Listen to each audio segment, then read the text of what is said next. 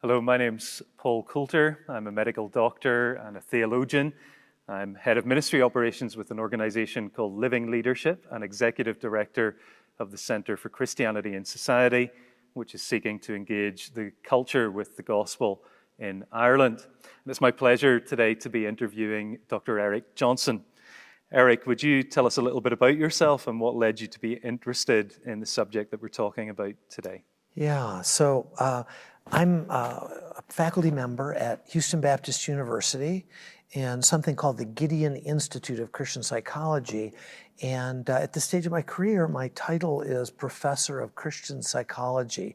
So, part of my interest is to help to develop a Christian approach to the whole field of psychology insofar as a Christian worldview makes a difference.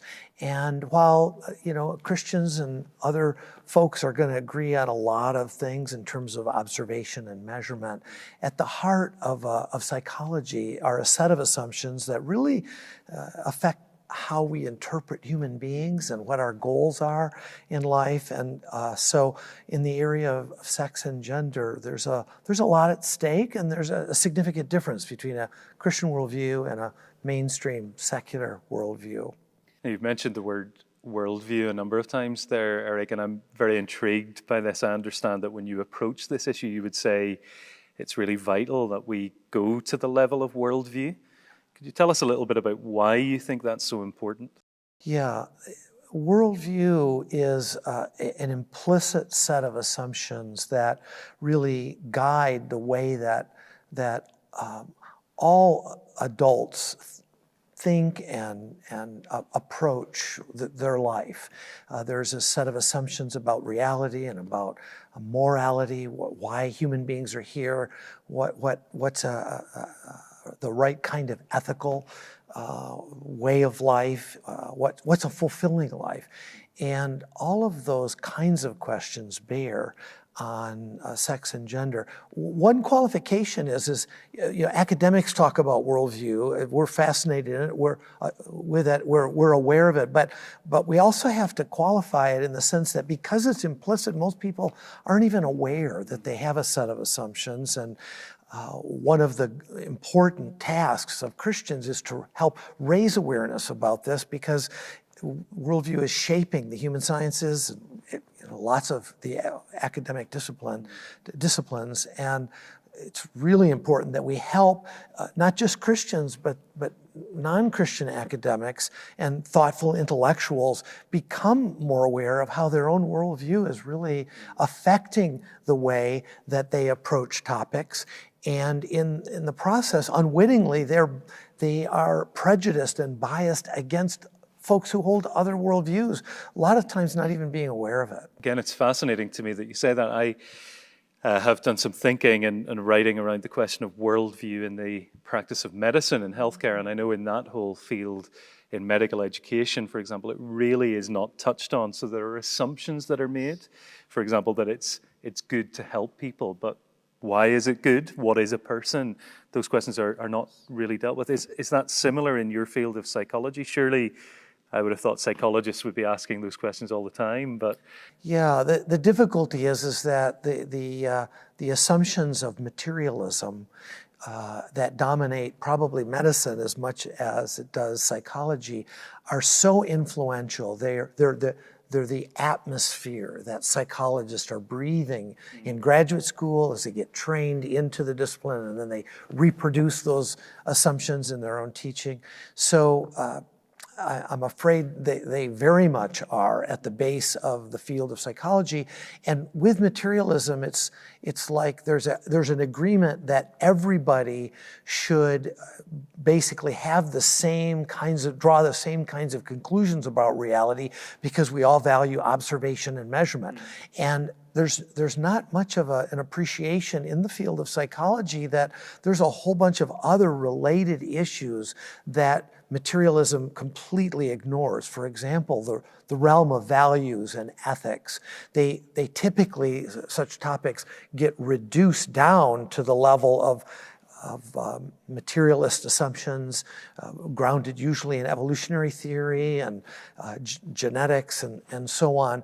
And beyond that, they kind of feel any other discussion about things like values and ethics and spirituality are completely irrelevant. And it's just a given.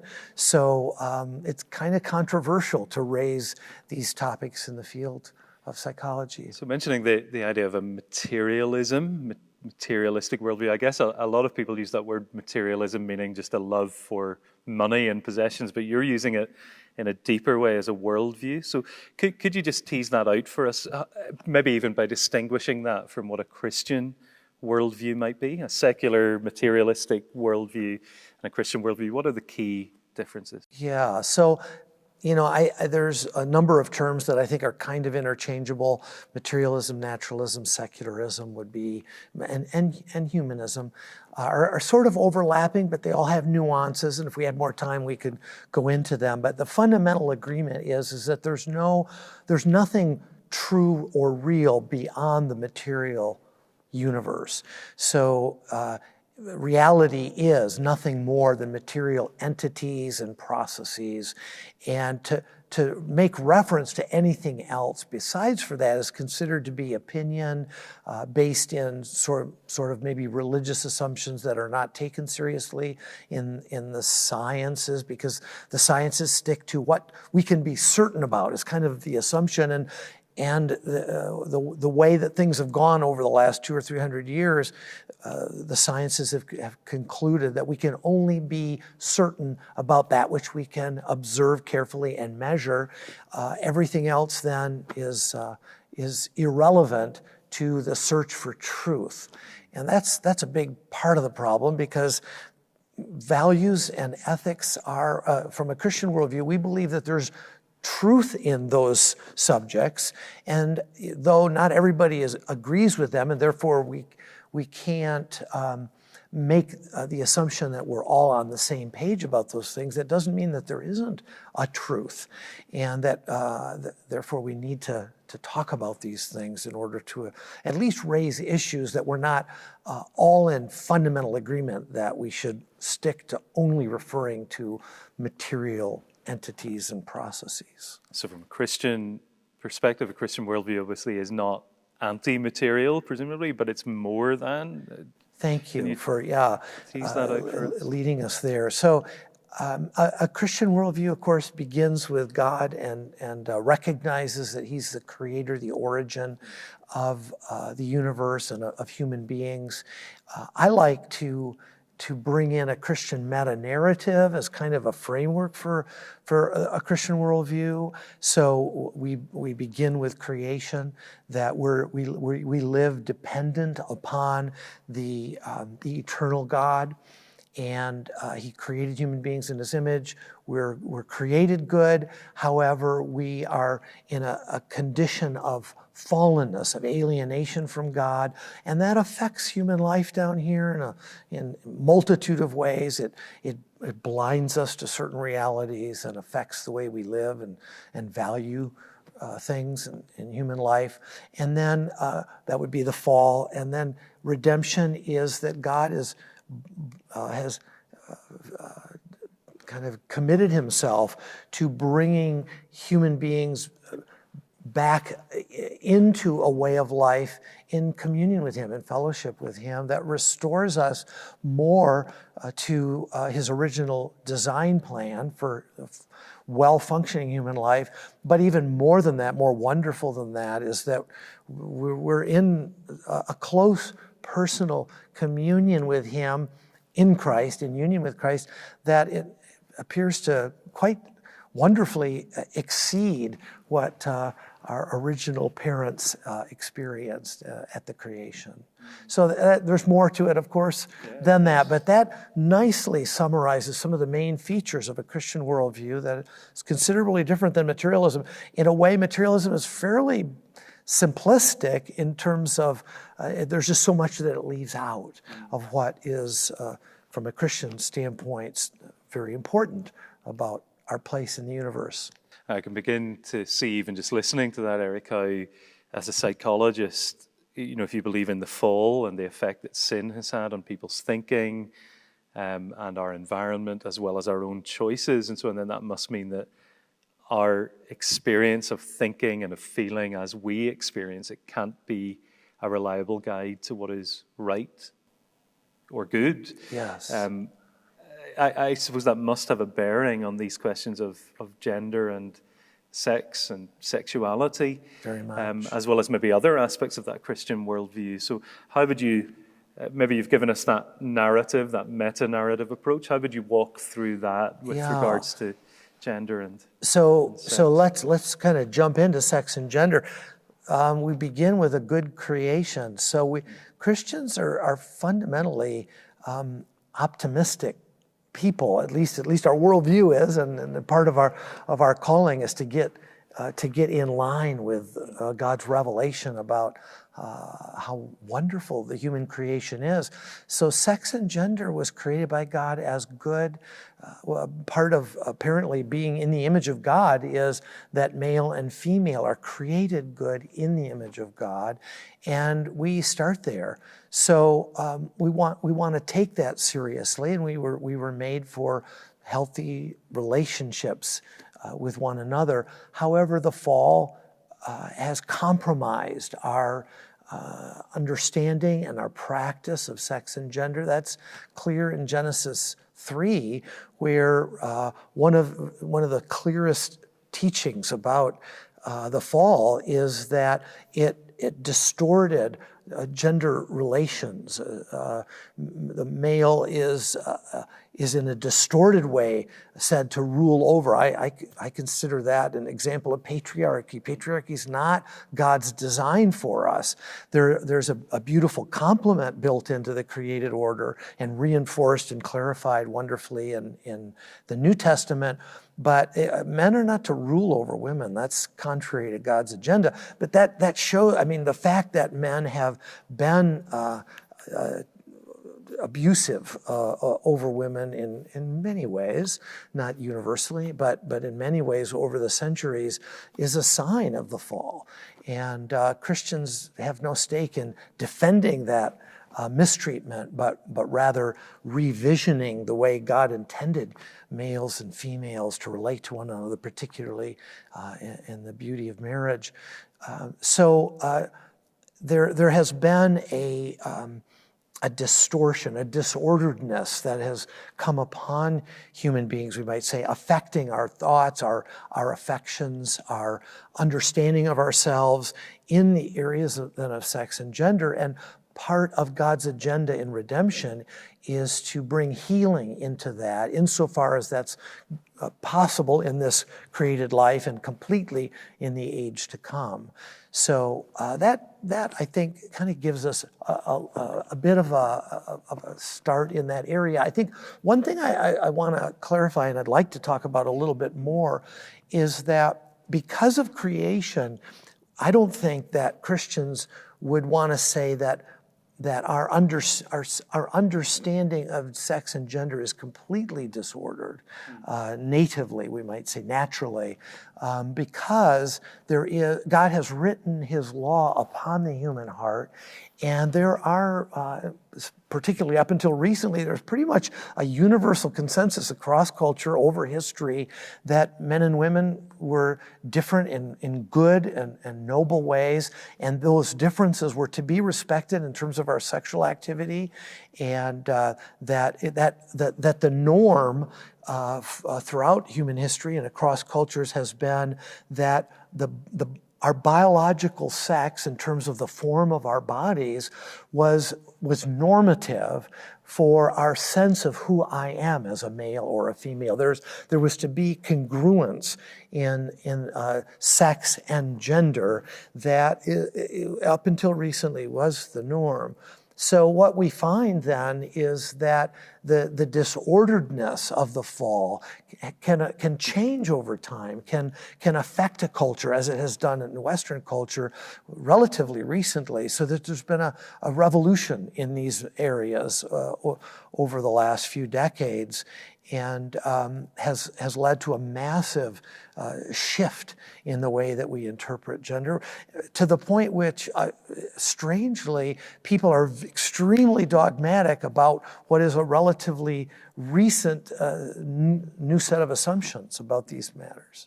I mean, I find again that interesting, Eric, from a medical and biological perspective. It's very clear to me that there are two types of sex chromosomes. There are two types of sex cells in the human body, two types of organs that produce gametes, as we call them, sperm and eggs. There is that, and although there may be issues that affect some people that mean that doesn't function as it would in a normal, healthy body, it's very clear that there are two normals, and what you're saying is that would be part of God's design in the physical nature of things, the biological nature, but you're suggesting there's also an element of our psychology or of our sense of identity, at least, that should be congruent with that.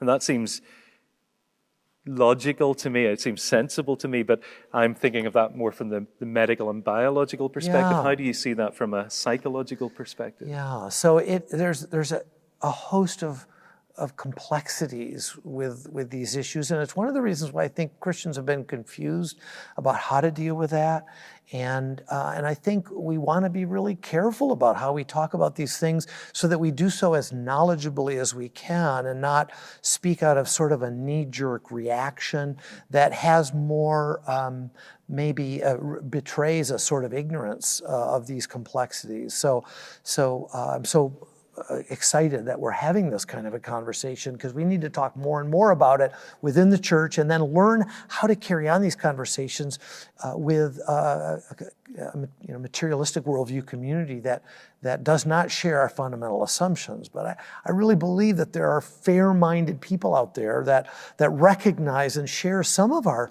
sense that there's something crazy going on in our culture, and would be open to conversation with people who take the biology seriously. Where psychology comes, and I think sociology and cultural anthropology is also an important part of it, is we recognize that what cultures do with sex is variable to some degree, and I would argue that that's built into the way God constituted us.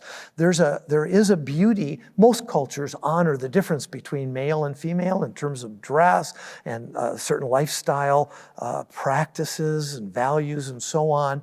And that's a part of, I think, the richness of God's creation, to see different cultural expressions of that. But they're grounded in things like chromosomes, the fact that women carry the conceived child for 9 months, develop a special kind of attachment to that child during that time, breastfeed the child. Most women breastfeed their children for a time. That intensifies that closeness, that bond, that is a part of the biology that has shaped the differences that are universal, those differences that are universal across culture. Again, that's fascinating. I would even add to that as well. There's that nurture in the womb, there's that breastfeeding. Also, at a genetic level, the mitochondria in our cells, which are the powerhouses of the cells, come only from your mother, because they come in the egg cell, not from the male contribution. And I've often said that to people who find it incredibly helpful to realize that their mum, who may now be deceased, is still the one who provided life and nurture and gives you the potential for nurture throughout your life, even when you're eating food. That's powered by that. The power that gets into your cells is from a gift from your mum.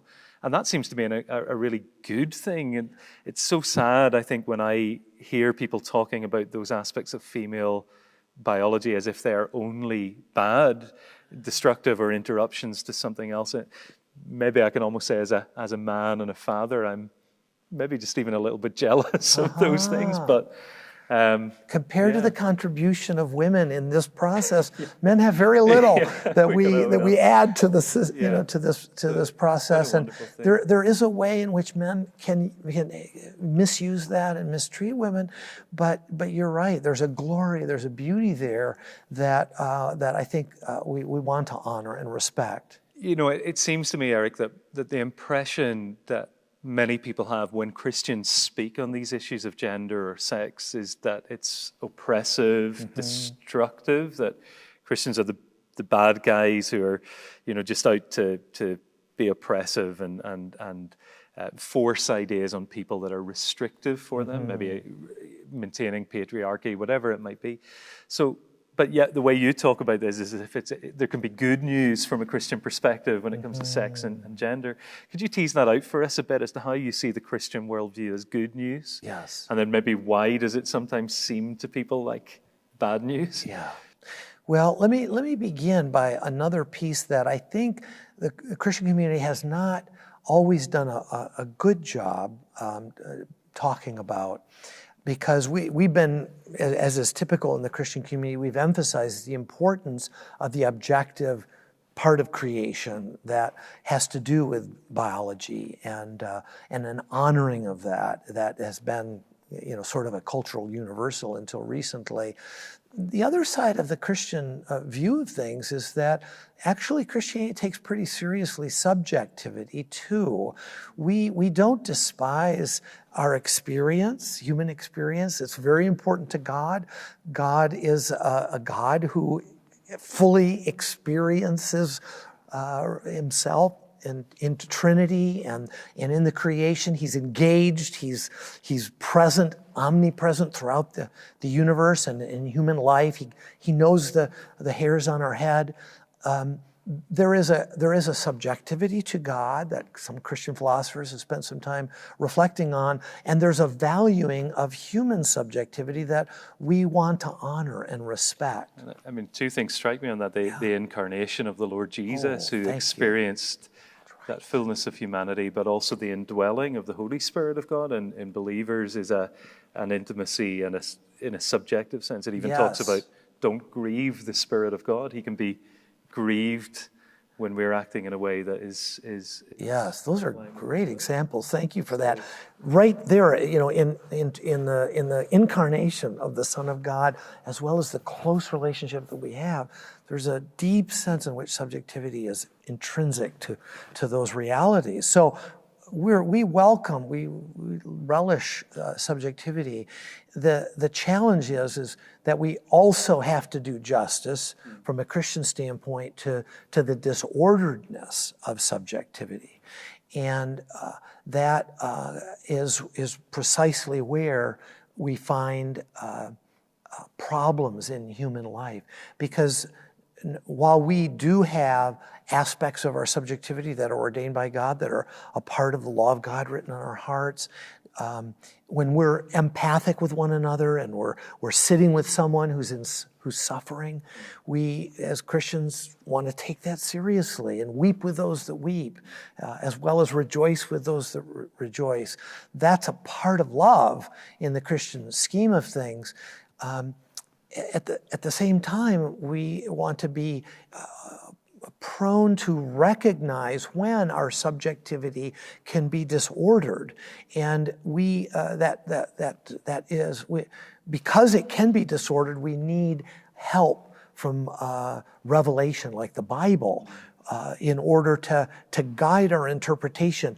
Because what we find in the human heart is that there are some of our desires are part of God's created good nature that He built into us, and part of our desires and feelings are disordered, and they're a function of our alienation from God and the way things have gone wrong. Part of it even wrong objectively, in the sense that our gonads don't always function the way they are supposed to. Sometimes the processing of our sense of gender, our sense of sexual orientation can be damaged in utero, or as a result of growing up in a fallen world and being mistreated by father, mother, and sexual abuse. All of these things can contribute then to a disorderedness of our desires. And so we enter into adolescence and we find I have desires that are contrary to a part of me that says I should be attracted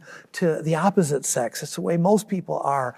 I have a sense that that's normal, but yet I don't find those desires in me.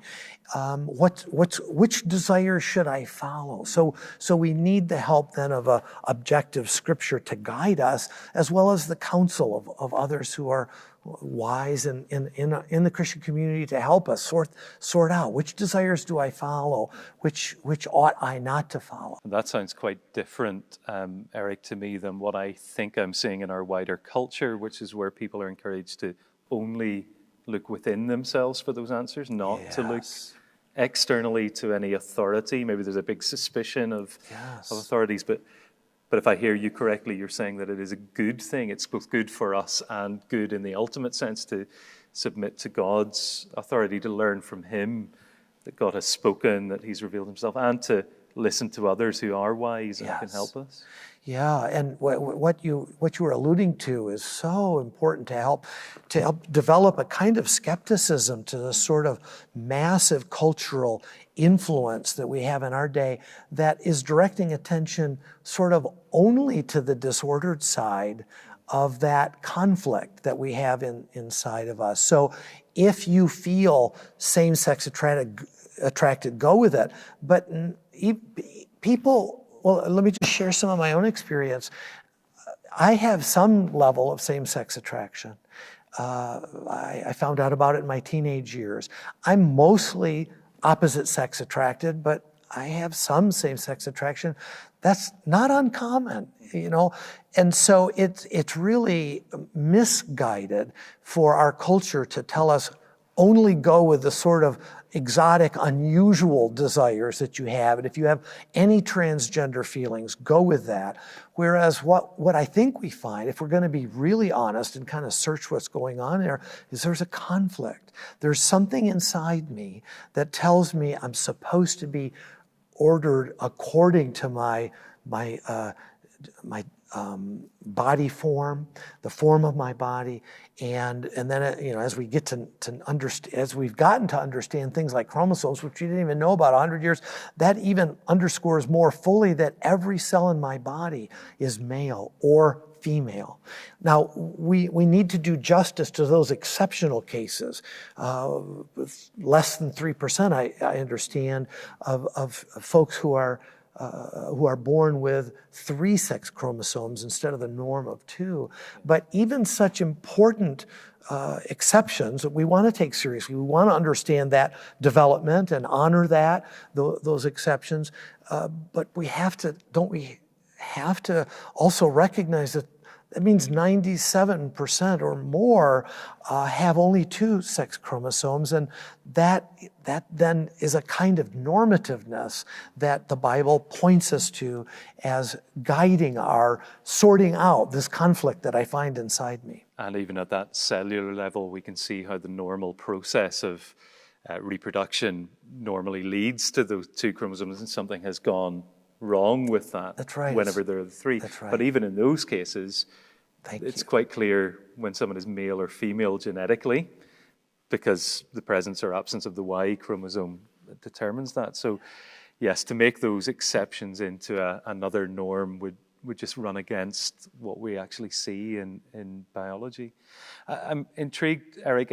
It seems to me one of the questions I asked was, why does it seem sometimes as if Christians are giving bad news to people? And I think what I've heard from you is that it's sometimes the way we communicate. We need to communicate with gentleness, with grace, and also we can be too simplistic or too quick to jump to conclusions. I can imagine that if someone says, I'm gay, for example, they might mean that, like you, they sometimes experience same-sex attraction, or they might mean that they are fully committed to that as an identity. It could mean so many varied things. If I don't listen well, I'm going to miss what really we need to be talking about and what that person's story is. So as you approach Christians, because it's clear to me that it's not only non-believers who will struggle in some of these areas, committed Christians can. What would you say to someone who's a Christian who is struggling with either their sense of gender identity or their sense of sexuality? What would you advise? Yeah, the gospel is the good news for human life, but it doesn't promise a cure for all the disorders that we experience down here, diabetes and cancer, gender dysphoria and same-sex attraction, to some degree the evidence suggests that there is a biological side to how that gets influenced. And what ends up then, the good news is that we have a wonderful God who loves us, who cares for us, who wants to help us find our way in this fallen world and to follow his design plan, which the Bible suggests is the best way to flourish in life. It's not the only way people flourish, have found to flourish, but we believe it's the best way to flourish, in sync with his design plan for the way gender and sex is to be ordered. But that doesn't mean it's going to be easy. And in the Christian community, I think we do need to do a better job of coming alongside folks who are suffering and who deal with these kinds of struggles. There is a deep sense in which everybody has some set of struggles. That's a part of our fallenness. But in the church, I think we can do a good job of understanding the brokenness of the human condition. Really, we can do better justice to it than a materialist universe, which gives really no hope. You are what your biology is. Yeah. We can say there is truth there, but there is the hope of living a fulfilled life, for living life to its fullest, which in some sense often involves denying some of my desires in order to find fulfillment for those desires that are the best in life, following God, loving him, experiencing communion with him, living in fellowship with other believers who are in the same boat, and then reaching out to a world that is really disconnected from their Creator. All of those things give us fulfillment in a way that would be lost without God, without Jesus. And I suppose as a married man, I need to say, and it's true, isn't it, that my greatest fulfillment, my greatest intimacy, my greatest experience is that intimacy with God, that knowledge of him. That's true whether I'm married or single. I suppose sometimes we can talk about marriage and sex in a way that makes it sound like that's the ultimate thing. Thank you for saying that. But there is a deeper and greater thing for all of us. That's right. And that has an eternal dimension too, doesn't it, Eric? Do you want to... you've talked about help that we can know now. I suppose there's also hope that when the whole of the new creation is renewed, yes, that some of these struggles won't be there in the same way. Yeah. I just want to piggyback on some of what you were saying so nicely, that I think the church can be a place where we honor the fact that not everybody will be married. Yeah. There will be probably some people who are following the Lord. They believe that that they're called to celibacy based on what they're experiencing, and they don't feel that their calling is to get married. And in the church, we want to honor that. There is a good, strong tradition going back centuries that people can find great fulfillment in singlehood. Yeah, the Apostle Paul being such a great example. And we really want to help folks that have same-sex attraction realize you're so valuable. You're so useful in the kingdom of God. There's nothing inferior about it, but it's a calling to realize under the sovereignty, under the lordship of our good God. But at the same time, for all of us, the fourth part of the Christian meta-narrative is the consummation in heaven, where we find in our union, ultimately, our relationship with God, a freedom then from suffering in this life, and a satisfaction that we have only an inkling of in this life. We have every reason to believe that heaven is better. Can I say it? Better than sex.